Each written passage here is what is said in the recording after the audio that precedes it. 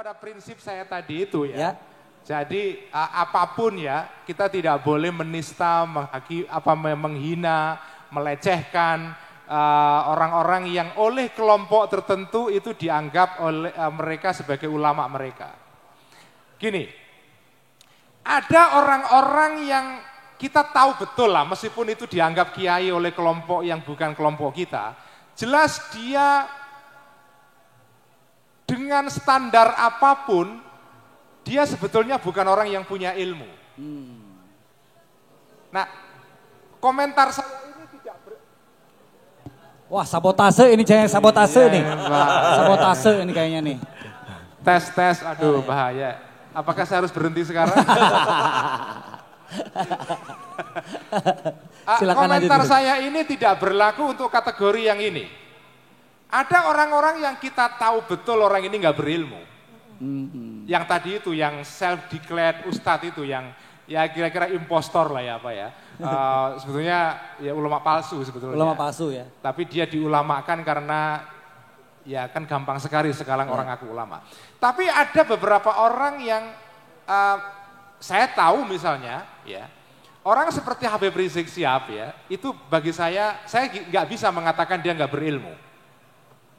Meskipun saya nggak suka atau nggak cocok dengan dia, saya nggak bisa mengatakan dia nggak berilmu. Dia berilmu, cuma ilmunya beda dengan saya, itu aja.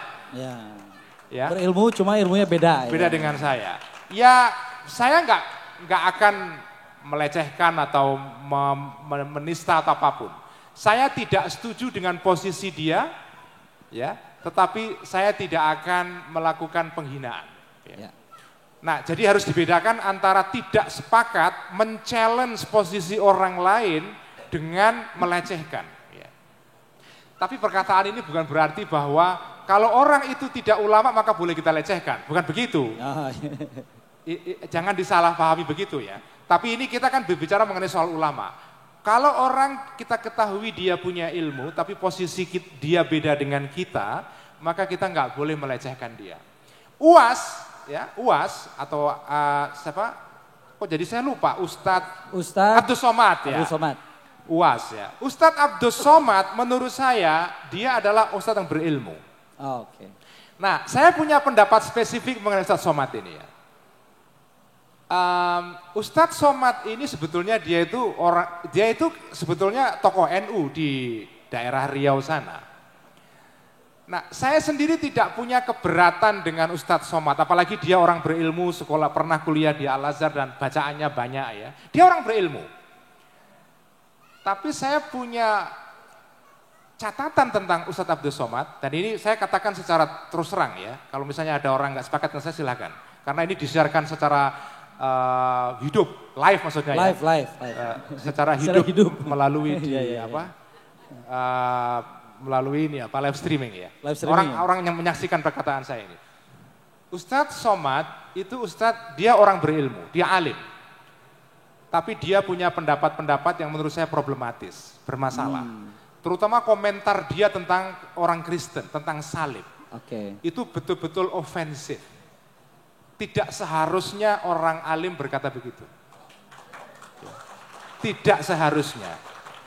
Baik mengatakan itu di dalam forum terbatas, ataupun di dalam, apalagi terbuka, terbatas pun itu tidak layak. Karena bagi saya, ya mohon maaf kepada Ustadz Somad kalau dia mendengarkan saya dan gak setuju dengan saya, gak apa-apa. Tapi menurut saya, tindakan Ustadz Somad itu berlawanan dengan ajaran Islam yang saya pahami. Ya.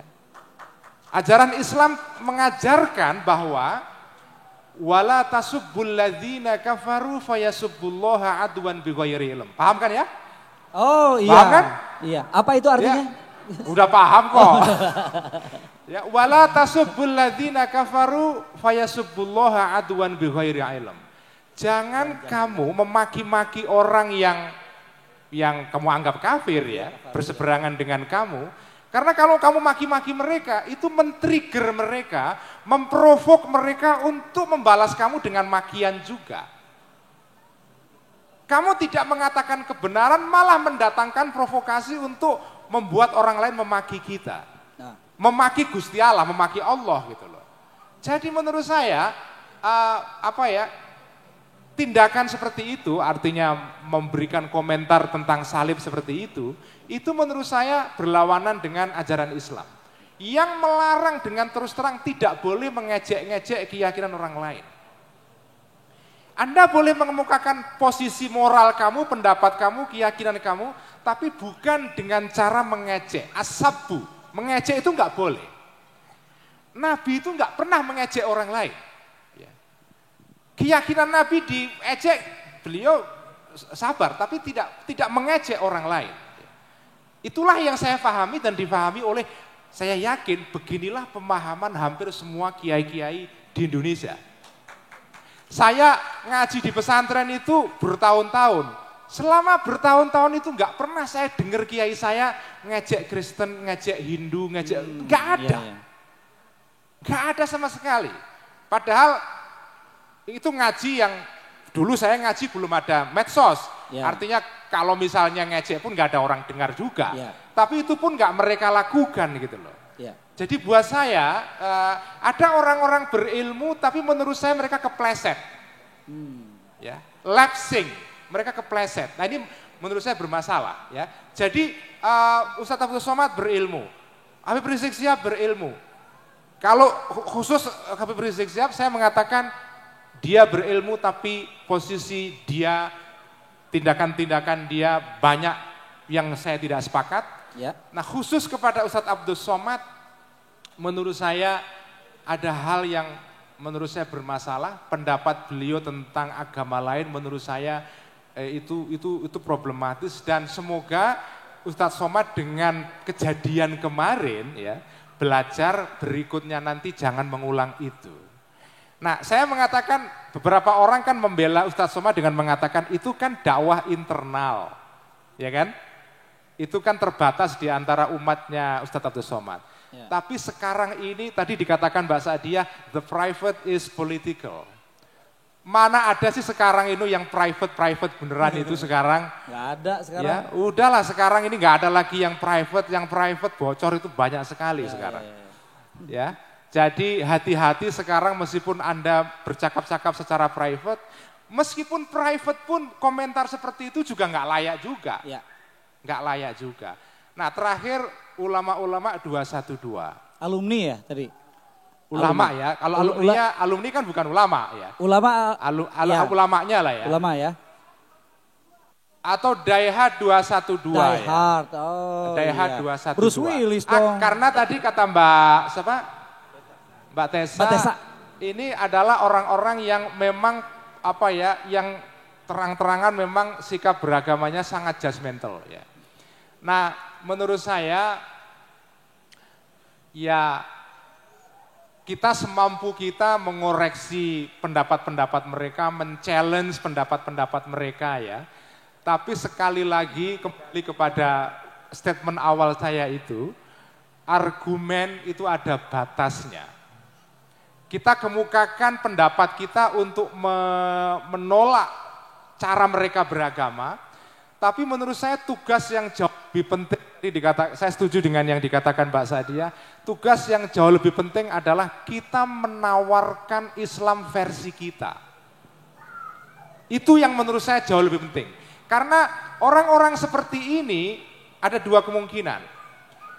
Ada orang-orang yang judgmental ini, ada orang-orang yang seperti ini yang mungkin sudah berjalan terlalu jauh itu nggak bisa berubah. Ya sudah kita ngapain nggak usah diurus kan. Tapi ada orang-orang yang seperti ini yang sebetulnya menjalani fase ini seperti saya katakan tadi itu, ini bagian dari cara mereka mencari jati diri. Nah orang-orang seperti ini mungkin kalau kita challenge pendapatnya dia berpikir ulang. Kita harapkan dia berubah. Tapi kita nggak bisa dan setiap zaman selalu ada orang seperti ini. Dan mungkin itu, nah kalau saya memakai ilmu tasawuf ya, mungkin itu cara Gusti Allah atau Tuhan mengirim pesan kepada kita. Pertama pesannya adalah makhlukku itu macam-macam. Ada yang asyik-asyik, ada yang menjengkelkan. Jadi kamu nggak usah aneh kalau ada orang menjengkelkan, karena ini bagian dari keragaman makhluk Tuhan. Kedua pesannya adalah kamu tahu kan rasanya kalau dibuat jengkel itu bagaimana. Jadi kamu jangan melakukan itu kepada orang lain. Itu cara memahami fenomena seperti ini dalam kacamata tasawuf. Jadi pertama itu adalah bagian dari keragaman makhluk Tuhan. Ya. Yang kedua itu cara Tuhan nasihati kita. Jangan-jangan itu cara Tuhan nuturi atau nasihati kita supaya kita tidak berlaku seperti itu. Nah terakhir saya ingin mengomentari hyper religiosity ya. Soleh yang kelebihan itu beragama yang overdosis ya. Nah, fenomena overdosis agama itu selalu ada pada setiap fase sejarah ya. Sejak zaman Kanjeng Nabi, sahabat, tabi'in, tabi'ut tabi'in, era Islam klasik sampai sekarang ini selalu ada fenomena orang overdosis agama. Maksudnya dalam bahasa Islam disebut dengan hulu. Orang yang hulu ya. Hulu itu artinya adalah ekstrim dalam beragama. Nah itu selalu ada, tapi kelompok-kelompok ini selalu tidak akan pernah bisa besar. Nggak akan pernah bisa besar. Dan kelompok-kelompok yang seperti ini saudara-saudara itu pertama nggak bisa besar, kenapa? Karena di dalam cara pandang agamanya sendiri itu sudah mengandung unsur-unsur yang menghancurkan mereka. Jadi mereka itu sebenarnya self-destructive. Ini menarik sekali, kalau Anda lihat peta umat atau kelompok-kelompok Islam ini, tadi itu seperti yang dikatakan Mbak Alin pertama tadi itu, ada orang yang jilbab sedikit dikritik, nanti tambah sedikit sudah nutup, tambah dikritik lagi. Jadi maunya berapa? How far you want to go? Sejauh mana sih kamu ingin beragama itu sampai batas mana gitu. Nah kelompok-kelompok semacam ini yang hulu ini itu pada akhirnya mereka itu ujungnya nanti saling menyalahkan antar mereka sendiri. Karena mereka menganggap sesama kelompok mereka tapi mereka menganggap kelompok ini kurang ekstrim dibanding dia. Jadi mereka berlomba-lomba untuk paling ekstrim ya. Out ekstrim orang lain ya, mencoba untuk mengungguli keekstriman kelompok yang lain itu. Nah, jadi mereka sebetulnya akan pecah-pecah secara alamiah, akan mengalami perpecahan internal. Itu terjadi di dalam kelompok-kelompok takfiri di Mesir dulu, itu sama. Mereka semula bersatu, kemudian terpecah-pecah karena saling menyalahkan terhadap yang lain, karena dianggap yang lain kurang takfiri daripada dia.